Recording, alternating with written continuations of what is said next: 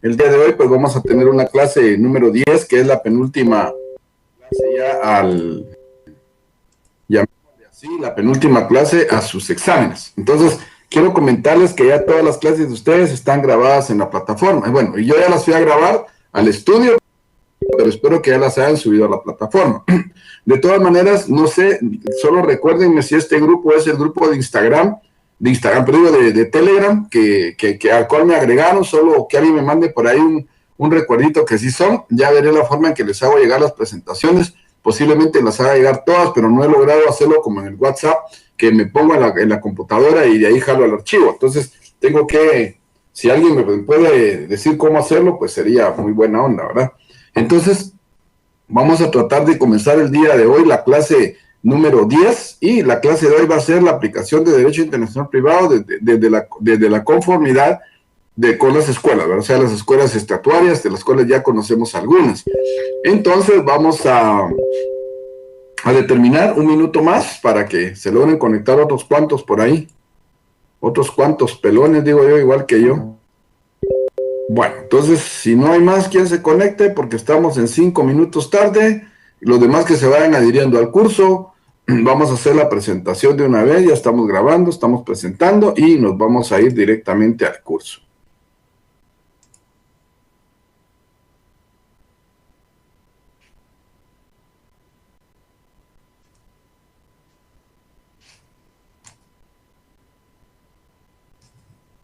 ¿Listos? Bueno, yo creo que ya tenemos suficientes, ahí se siguen conectando otros, pero que se adapten al curso, lo que vamos a empezar. Entonces, semana número 10, clase número 10, curso de Derecho Internacional Privado, FG 059, de semana 10, clase número 10, la aplicación del Derecho Internacional Privado de conformidad con las escuelas. Mi nombre es Álvaro Arana, sigo en sustitución de su catedrático, pidiéndole siempre a Dios pues que se recupere cuanto antes y pueda estar ya con ustedes, porque eso es nuestro mayor deseo. Ya de conocimiento tengo de que ya está bastante bien, solo se está recuperando, así que vamos a continuar entonces con el curso mientras él esté ausente y vamos a seguirlos apoyando en todo, ¿de acuerdo? Entonces vamos al primer relate, escuela estatutaria. Hoy la clase no va a tardar mucho, hoy va a ser como de 30 minutos más o menos para que no nos atrasemos más. Las escuelas estatutarias italianas del siglo XVI, referencia de la clase 8. Aquí estoy trayendo una referencia de la clase 8 para que ustedes vayan haciéndose siempre un poquito de memoria.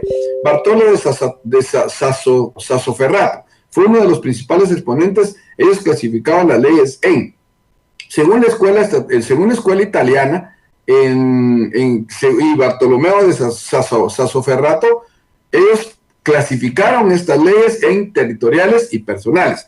Recuérdense que las leyes territoriales son aquellas que se aplican directamente dentro del territorio y las personales son aquellas que persiguen directamente a una determinada persona.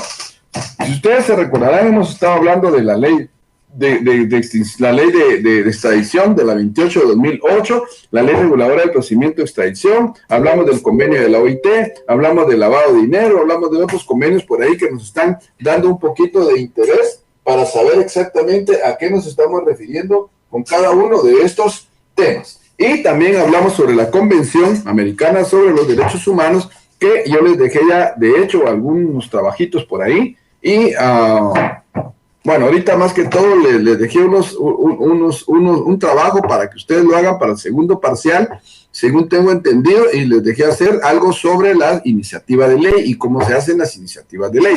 Entonces, vamos a ver. Si esta escuela italiana divide en dos, clasifica las leyes en dos, vamos a ver la territorial, que ustedes ya saben cuál es. Dijimos que las territoriales son aquellas que se aplicaban específicamente dentro de un territorio. Según el Código Penal, si ustedes se recordarán, estuvimos hablando del territorio, donde se aplican, hablamos también del territorio según la Constitución, y así sucesivamente nos hemos venido clasificando algunos artículos que nos puedan dar la idea de dónde van saliendo estas leyes y dónde se van aplicando. Entonces, en el artículo 4 estamos hablando de la territorialidad de la ley penal. Y siempre establece, salvo lo establecido en tratados internacionales, este código aplicará a toda persona que cometa delito o falta en el territorio de la República o en lugares, vehículos sometidos a su jurisdicción. Eso sería la territorialidad. Si hablamos de las leyes personales, estaríamos hablando del artículo 5, que sería la extraterritorialidad, que sería fuera del territorio de Guatemala. Y este establece así: el código también se aplicará por delito cometido en el extranjero por funcionario del servicio, por delito cometido en NADE, por delito cometido por guatemalteco en el extranjero, por delito cometido en el extranjero contra guatemalteco y por delito que por tratado o convención deba sancionarse en Guatemala, aun cuando no hubiera sido condenado o no hubiera sido cometido, en el territorio, y por delito cometido en el extranjero contra la seguridad del Estado. Aquí es cuando se esté planificando tal vez un acto de terrorismo, por decirles algo. Pero estas serían las dos formas en que este Bartolo de Sassoferrato distribuye o hace una división de las leyes, tanto internacionales como locales, llamémosle así. Las territoriales serían las locales y las personales serían las extraterritoriales. Bueno, la base son los bienes del Estado y la capacidad. Aquí cuando nos habla de la base de los bienes del Estado y la capacidad, nos está refiriendo al Código Civil, en donde está hablando de específicamente, les dije yo, en el libro tercero, habla específicamente sobre los bienes. ¿Y qué es lo que realmente habla sobre los bienes? ¿Quiénes los poseen? ¿Cómo los pueden obtener? De la usucapión, de la compraventa, en fin, un montón de cositas ahí, de contratos que por medio de los cuales se puede obtener la propiedad. En este caso, los bienes del Estado y la capacidad. Hay bienes del Estado, hay bienes que no son del Estado, bienes que le pertenecen al Estado y bienes que no le pertenecen al Estado. Bueno, entonces veamos la segunda escuela. La segunda escuela estatuaria francesa del siglo XVI exponía lo siguiente: la escuela eminentemente era territorialista. Entonces, si aplicáramos esta escuela al artículo número 4, estaríamos diciendo que ellos estarían aplicando el artículo 4 del Código Penal de nuestra ley vigente ahorita. Entonces, pero este es un ejemplo. Escuela eminentemente territorialista, que tuvo como principal exponente a Bertrand de Argentré. Nace como producto de la realidad política y social imperante en Francia. En allá fue Sassoferrato y aquí es Bertrand de Argentré. Ellos consideraban que la ley territorial debía aplicarse siempre que por excepción se aplicara a la extranjería. O sea que ellos decían que se podía aplicar o se debería aplicar la ley territorial siempre y cuando se aplicase. Debía aplicarse siempre que por excepción, o sea, haciendo alguna excepción, se aplicara la ley extranjera. En este caso estaríamos hablando del artículo número 5. Entonces ellos preferían aplicar la ley territorial a aplicar una ley que viniera del extranjero. Bertrand de Argentré divide los estatutos en 3. Este le aumenta un poquito más, pero esta, como era una escuela territorialista, hace algo mixto en este sentido. Entonces viene Bertrand de Argentré y divide los estatutos en reales, personales y mixtos. Si hablamos de los reales, estaríamos hablando de los territoriales. Si hablamos de los personales, estaríamos hablando de los extraterritoriales. Si hablamos de los mixtos, estaríamos diciendo que se aplican las dos formas. O sea, ellos podían aplicar tanto la ley externa como la ley interna, y también la mixta podían aplicar una u otra dependiendo del tipo de delito que se cometiera, o excepción por aplicación de la extranjería, dependiendo de cómo se cometiera el delito, según el artículo 5 de este Código Penal. Recuerda que esto es antigüedad, pero yo estoy trayéndolo como que, lo estoy como trayéndolo de la ultratumba, llamémoslo así, para tratar de adjuntarlo o tratar de ponerlo a mi código penal. Entonces, aquí, si hablamos de las mixtas, ellos estarían aplicando por delito cometido en extranjero, por delito cometido en nave, y los demás que ustedes ya tienen ahí en el artículo 5. Subrayen entonces el artículo 5 y el artículo 4.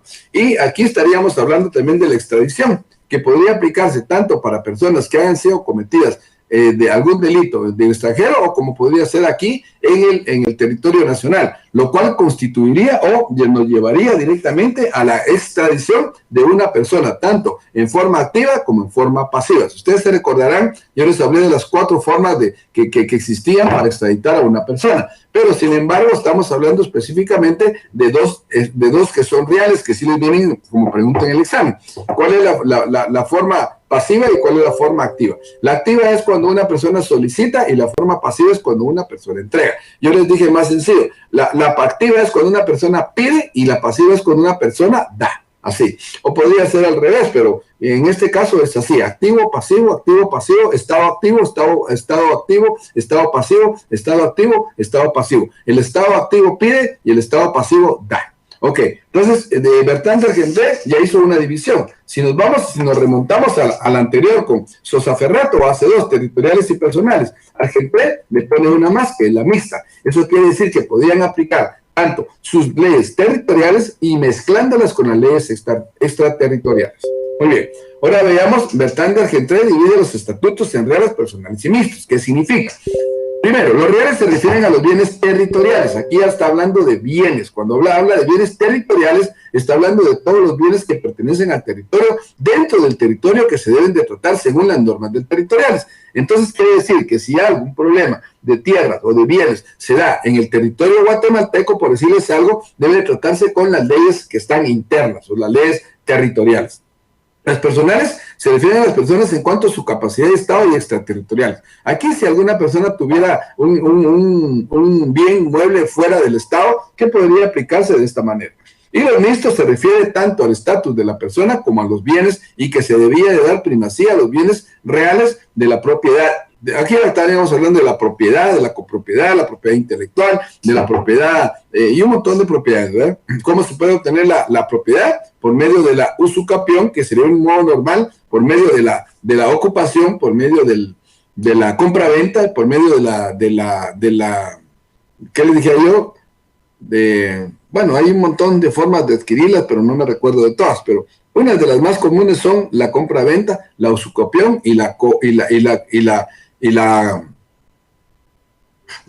estoy pensando, bueno, la usucapión, la compra-venta y la ocupación. Bueno, entonces vamos a seguir aquí. Entonces, dice, ver el Código Civil de los bienes. ¿Dónde vamos a encontrar esto de los bienes? Lo vamos a encontrar en el libro segundo del Código Civil, donde habla específicamente de los bienes. Vean aquí, dice artículo 442, concepto. Son bienes todas las cosas que se pueden ser objeto de apropiación y se clasifican en bienes muebles y bienes inmuebles. Los bienes muebles son los que se pueden mover y los bienes inmuebles los que no se pueden mover. Eso quiere decir que si yo tengo una tierra en Xela, entonces yo tendría que trabajar según el territorio o según las leyes territoriales de Guatemala. Pero yo no puedo traerme ese bien para acá, tendría que venderlo o algo menor, pero no puedo excavarlo, traerlos y traerme ese bien para acá. Entonces es un bien mueble. ¿Por qué? Porque no se puede mover. Un bien inmueble, perdón. Ahora, los bienes muebles son todos aquellos que son susceptibles de poder acapararlos, de poder tenerlos o de poder trasladarlos de un lugar a otro.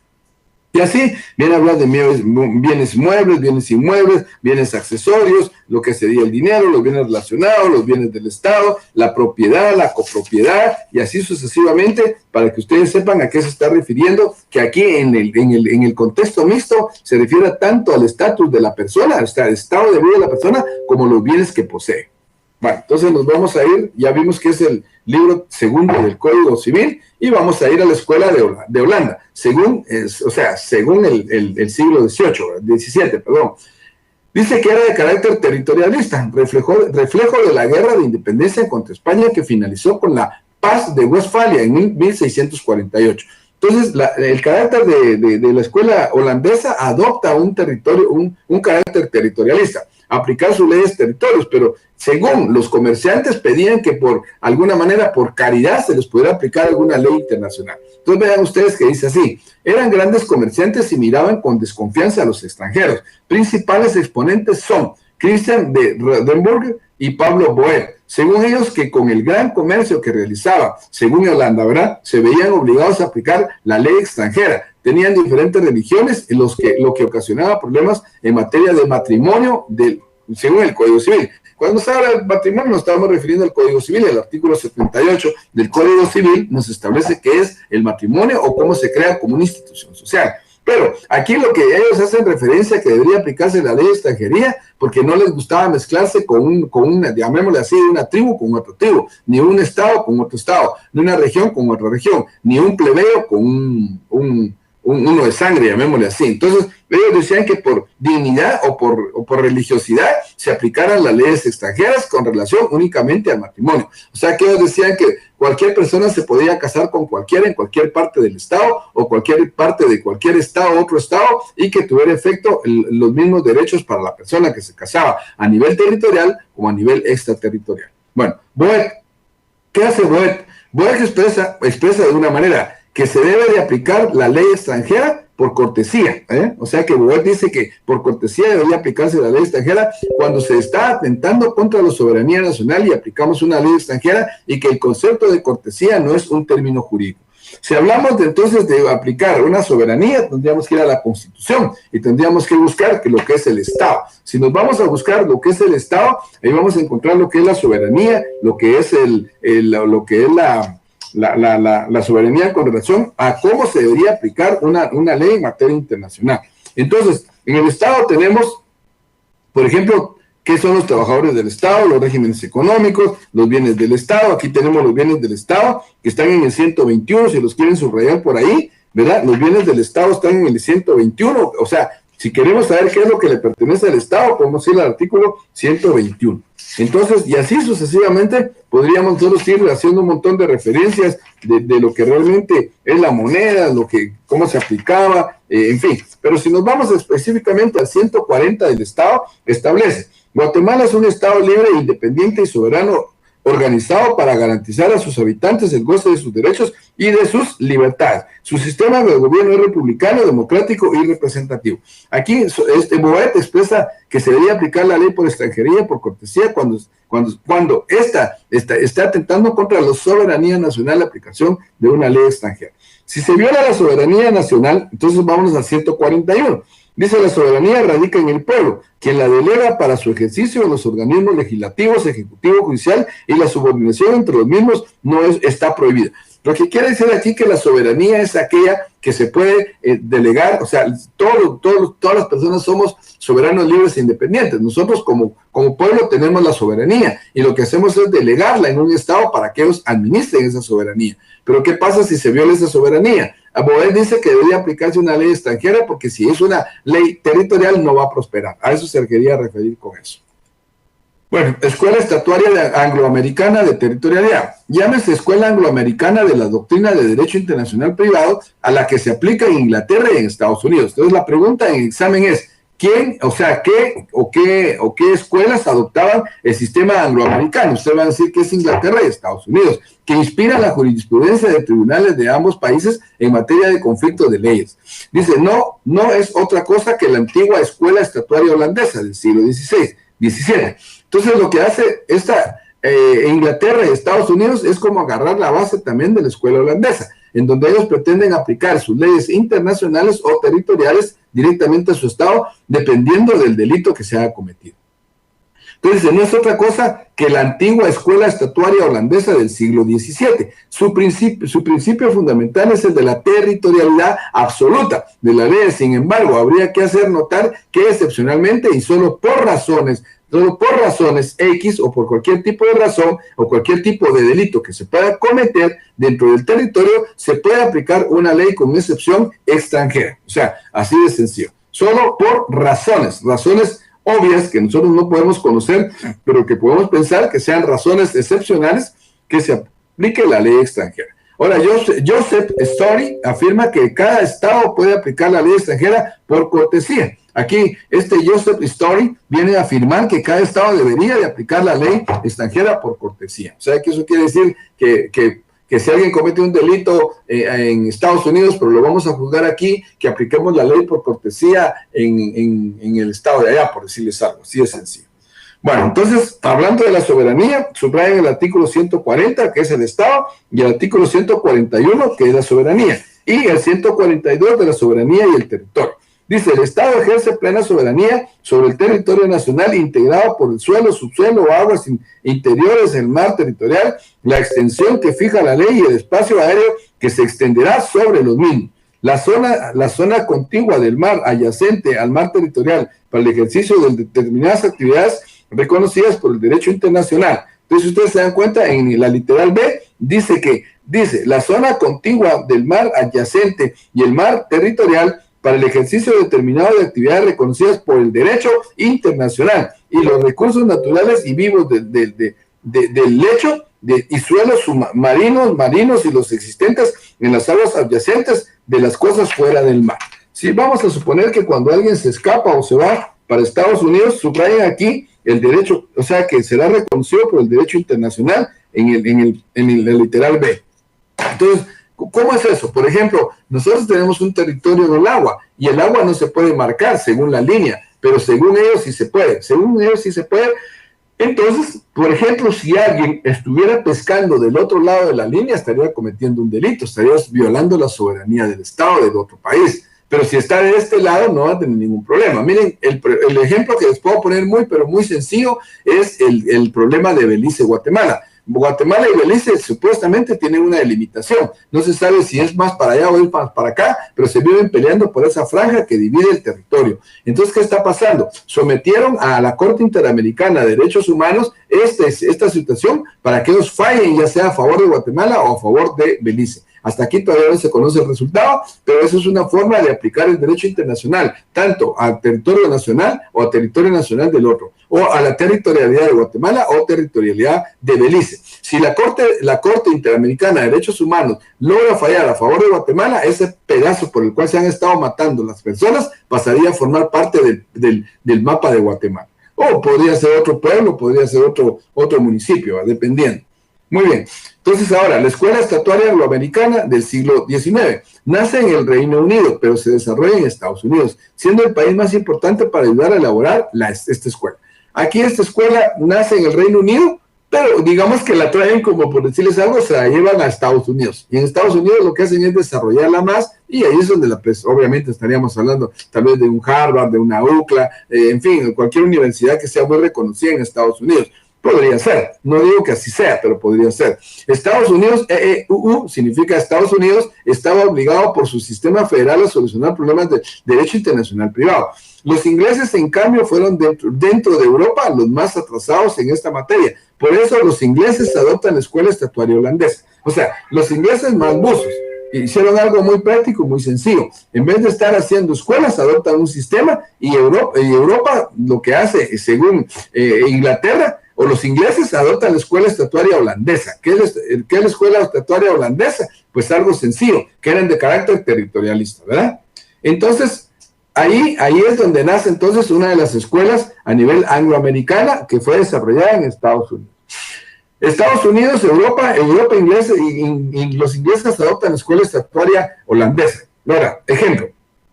La base fue el matrimonio de María Estuardo, era la hija de Carlos de Inglaterra. O sea, el matrimonio, o sea, aquí se recuerdan que estuvimos hablando que por cortesía debía aplicarse la ley extranjera al matrimonio. Miren esto, la base fue el matrimonio de María Estuardo, era la hija de Carlos I de Inglaterra, con Guillermo de Orange. Por ser países protestantes, no les convencía nada que fuera un marido de fuera, llamémoslo así. Luego estas normas pasan a América con la unión de los estados españoles, como los franceses necesitaban solucionar los conflictos de las leyes que surgían internamente como internacionalmente, por eso nace el derecho internacional privado. Entonces, esto fue lo que derramó la gota del vaso, dice uno, porque lo que hace esta escuela, que pide que, según la escuela de Orange, según estas personas, se iban a casar con María Estuardo, así se llamaba, con Guillermo de Orange, que eran dos países totalmente diferentes, y por lo cual tenían que casarse, y por eso es que nace o pasan estas normas, pasan a América con la unión de los estados españoles. Cuando hablamos de los estados españoles, estamos hablando de España y Centroamérica, por ejemplo. Aquí ustedes saben que aquí habíamos criollos, plebeyos, mulatos, negros, mestizos, aquí habíamos de toda clase de raza. ¿Por qué? Porque las personas se mezclaron con los españoles. Entonces, los plebeyos éramos los más corrientes, los mestizos éramos los que nacíamos de español con guatemalteco, y así sucesivamente. Pero esa ley se aplicó después y todo tenía que venir, se recuerdan, con el sello de España para que esto pudiera cobrar vigencia en el territorio donde realmente estábamos terminando o estábamos aplicando la ley territorial, o bien sea la ley extraterritorial. Bueno, labor privada de las escuelas estatutarias. ¿Cuál fue la labor que realmente vinieron a hacer estas escuelas? Primero, la labor privada individual, colectiva y gubernamental. Individual cuando aplicaban su territorio, o sea, que aplicaban su ley a territorio. Colectiva cuando lograron sacar esa territorialidad a una extraterritorialidad. Y gubernamental, pues estamos hablando de aplicarlas mediante los gobiernos, o gubernamental significa gobierno, y mediante los gobiernos gubernamentales, llamémosle así, que podían aplicar tanto la ley individual o la ley colectiva, hablando de materia territorial o materia extraterritorial. Avance para el segundo ensayo. Bueno, aquí les voy a dejar ya un trabajo. Yo les puse aquí, avance para el segundo ensayo del Derecho Internacional Público, leer el folleto, extraiga las labores únicamente de las escuelas estudiadas en clase y elabore un resumen de 25 preguntas. Daré indicaciones en la clase y ahí les dejo yo el link que está abajo, pero no lo van a poder jalar, lo copian y ahí van a poder ustedes leer qué son las escuelas estatuarias para que ustedes puedan aprender un poquito más sobre ellas. Bueno, ahora, como ya salimos de todo el rollo de la historia de las escuelas estatuarias, del Sosaferrato, de Odebrecht y todos los demás, la Convención Interamericana de Derechos Humanos y todos los demás, que ya aprendimos un poquito, que yo sé que es un poquito complicada la historia, pasamos entonces ya a la Convención de Derecho Internacional Privado. ¿Qué es la Convención de Derecho Internacional Privado? Pues es una ley como la Convención, aquí está bien, la Convención Americana sobre los Derechos Humanos, solo que aquí es la Convención de Derecho Internacional Privado. ¿Pero a qué se refiere? A una ley que se creó según los acuerdos o los pactos entre un Estado y otro Estado. En este caso hay un montón de Estados, yo les voy a mencionar algunos de los que están en esta Convención de Derecho Internacional Privado. Se llama Código de Bustamante y fue creado, o fue la reunión, llamémoslo así, en La Habana, en Cuba, La Habana, el 20 de febrero de 1928. Estaban los presidentes de la República de Perú, Uruguay, Panamá, Ecuador, México, El Salvador y ahí en azul es Pueblo Guatemala. De Nicaragua, de Bolivia, de Venezuela, de Colombia, Honduras, Costa Rica, Chile, Brasil, Argentina, Paraguay, Haití, República Dominicana, Estados Unidos de América y Cuba. Y de Cuba dice ahí, Estados Unidos de América y de Cuba. Porque en ese tiempo todavía Cuba pues estaba como un estado normal. Todavía no había sido la revolución, ni estaba todavía Fidel Castro, supongo yo, porque eso fue en 1928 y estamos hablando de que Fidel Castro tiene como 30, 40 años de estar en el poder. Entonces, estos países se concertaron en una reunión, hicieron la reunión de la Convención de Derecho Internacional Privado, se reunieron para crear esta Convención de Derecho Internacional Privado que pudiera surtir efecto tanto internacionalmente como territorialmente. Entonces, aquí estos países hacen un acuerdo, o ligan, como se dice. Si hacen un acuerdo de voluntades entre ellos, pues pactan que la ley de Derecho Internacional Privado se puede aplicar en cualquier momento, ya sea territorial o extraterritorial. Entonces, con el ánimo de que sus países respectivos estuvieran representados en la sexta Conferencia Internacional Americana, enviaron a ella debidamente autorizados para aprobar las recomendaciones, resoluciones, convenios y tratados que juzgaren útiles a los intereses de América. Los siguientes señores delegados. Aquí tendría yo que leerles todos los delegados de todos los países, pero no lo voy a hacer así. Solo les voy a leer únicamente los delegados de Guatemala, que por Guatemala estaban Carlos Salazar, Bernardo Alvarado Tello y Luis Beltranena, José y Azurria. Esos cuatro fueron a representarnos a esta convención o esta Conferencia Internacional de Derecho Internacional Americana para crear el código o la Convención de Derecho Internacional Privado que se conocía con el nombre de Código de Bustamante. Muy bien. Bueno, aquí viene la declaración de la delegación de Guatemala, que son estos cuatro cuates que están aquí. Ellos declaran de la siguiente manera. Declaración de la delegación de Guatemala. Guatemala ha adoptado en su legislación civil un sistema del domicilio, pero aunque así no fuere, los artículos conciliatorios del Código hacen armonizar perfectamente cualquier conflicto que pudiera suscitarse entre los diferentes estados, según las escuelas de diversas que hayan sido afiliados. O sea, si los estados no han sido afiliados en el momento que fue esta conferencia, podrían ellos ligarse o adaptarse después al sistema para poder ser un país-estado o un estado parte.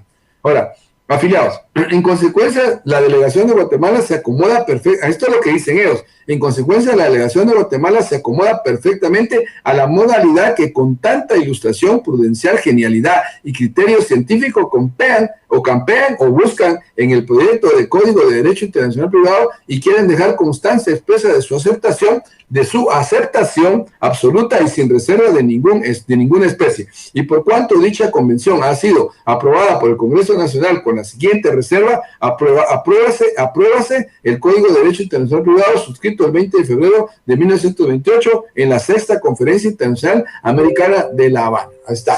Entonces ahí están los de la delegación, aceptan, ratifican y que el derecho internacional privado se pueda aplicar a nuestro derecho internacional interno. con esto ya estamos hablando que entonces viene Guatemala y una vez que ellos han declarado, han hecho su declaración de que sí aceptan, viene entonces la ratificación de la convención. Ya la aceptamos, ahora tenemos que ratificarla. Y la ratificación significa decir, sí, estamos de acuerdo, vamos a continuar. Entonces, la ratificación del Convenio de Derecho Internacional Privado, la citada convención ha sido ratificada por mí, esto lo hace el Ejecutivo, y las ratificaciones depositadas en la Unión Panamericana en Washington el 6 de septiembre de 1933, por tanto, en un uso, estamos hablando de alguien chileno, en tanto, y en uso de la facultad que confiere el número 16 del artículo 72 de la Constitución Política del Estado, dispongo y mando que con las reservas indicadas se cumplan y lleven efecto en todas sus partes como ley de la República, publicándose en el Diario Oficial el texto autorizado del código a que se refiere la aludida convención. Dado en la sala de mi despacho, referido al ministro de Estado del Departamento de Relaciones Exteriores, en Santiago, a 10 días del mes de abril de 1934, Alessandrí Miguel Ichurraga. Cruchaga es la cosa. Bueno, entonces, ¿qué es la Convención de Derecho Internacional Privado? Vamos a leer dos artículos, pero no son los artículos principales, sino que son los artículos de introducción. Artículo 1. Las repúblicas contratantes aceptan y ponen en vigor el Código de Derecho Internacional Privado anexo al presente convenio. Artículo 2. Las disposiciones de este código no serán aplicadas sino entre las repúblicas contratantes y entre los demás estados que se adhieren y en la forma que más adelante se consigna. Artículo 3. Cada una de las repúblicas contratantes al ratificar, o sea, nosotros Guatemala ratificamos, el presente convenio podrá declarar que se reserva la aceptación de uno o varios artículos del código anexo y no lo obligarán. Las disposiciones a que se reserva se refiere al artículo número 4. El artículo número 4 establece, el código entrará en vigor para las repúblicas que lo ratifiquen a los 30 días del depósito de la respectiva ratificación y siempre que por lo menos no lo hayan ratificado 2 meses antes. Aquí quiere decir 2 meses antes. Entonces vamos a corregir esto. El código entrará en vigor el código después de que se ratifica entra en vigencia 30 días después, ¿ya? O sea, dice, los 30 días del depósito de la respectiva ratificación, siempre que por lo menos no lo hayan ratificado 2 meses antes. Entonces, 2 meses antes se ratifica y 1 mes después entra en vigencia, ¿de acuerdo? Bueno, entonces con esto estaríamos llegando a las preguntas de repaso. Y son 5 para ustedes. 10.1. ¿Quién fue el principal exponente de la escuela estatuaria? 10.2. ¿Cómo clasifica la ley de la escuela estatuaria italiana? 10.3. ¿Qué escuela eminentemente territorialista tuvo como principal exponente a Bertrand de Argentré? 10.4. ¿Cómo divide Bertrand de Argentré los estatutos de la escuela estatuaria? Y 10.5. ¿Qué carácter tenía la escuela francesa? Y con eso estaríamos prácticamente llegando a la clase del día de hoy. Tengan ustedes muy buen día y muchas gracias. Nos vemos en la próxima clase y en la misma hora, al mismo canal y por este mismo transmisión.